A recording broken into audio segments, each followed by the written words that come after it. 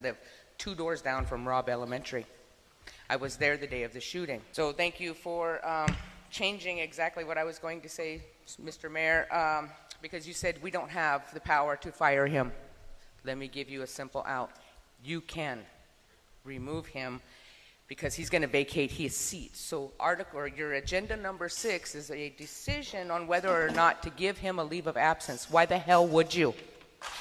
Let him miss 3 meetings. He's my councilman. Let him miss 3.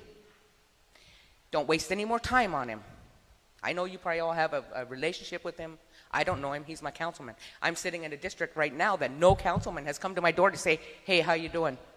As more and more disturbing details emerge about the Uvalde police's dismal response to a mass shooting that killed 19 children and 2 teachers, the community's fight for answers and accountability is just getting started. We can do better. What you can do right now is not give him, if he requested it, a leave of absence.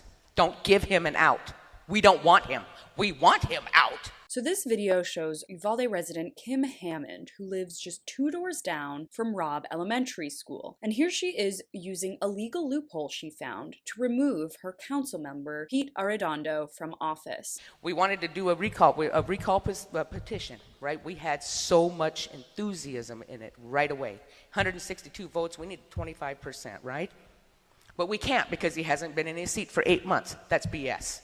So then we thought, how do we change the charter? Well, it's already been amended. We can't do it for another 2 years, but you can do something right now, tonight, and not table whether you're going to decide to give him that leave of absence. I implore you, do not give him that leave of absence. Pete Arredondo is also the police chief of the Texas school district where Robb Elementary sits, and Hammond here is explaining a rule that says that a council member cannot miss 3 meetings, and if they do, they can be removed from office. Arredondo did not attend the Tuesday night meeting or a previous emergency session held shortly after the shooting, per the Austin American-Statesman, which means that if he misses one more, he's out. Hammond's public comment came as the council was voting on whether to give Arredondo a leave of absence due to all of the media scrutiny he is facing. After this comment, the council voted unanimously to decline Arredondo's leave of absence. So again, if he misses one more meeting, the council can remove him for abandoning his office. Arredondo is rightfully taking much of the blame for the disastrous response to the mass shooting and the aftermath confusion. The director of the Texas Department of Public Safety, Steve McCraw, said Arredondo prevented officers from quickly confronting the gunman because enough officers